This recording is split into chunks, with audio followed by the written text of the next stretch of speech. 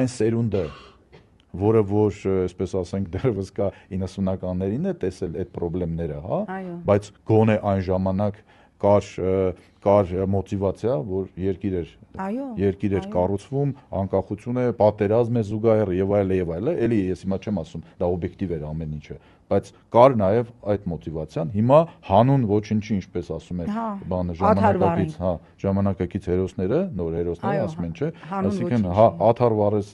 գազից հրաժարվես հանուն ոչինչի, դա արդեն բառացիորեն հանուն ոչինչի է։ Ինչ վերաբերում է նույն Եվրոպային, ես դրա մասին արդեն ասացի, գիտեք, եվրոպական տնտեսությունը, հիմա այսօր չգիտեմ ինչու մենք մի քիչ ավելի շատ տնտեսությունից ենք խոսում, եվրոպական տնտեսությունը այսօր հենց խնդրեմը նրանում է, որ իրենք էներգակիրների խնդրեմ ունենալով, այսինքն էժան էներգակիրների խնդրեմ ունենալով, հիմնական տնտեսությունները Եվրոմիության, իրենք բավականին ծանր վիճակում են գտնվում։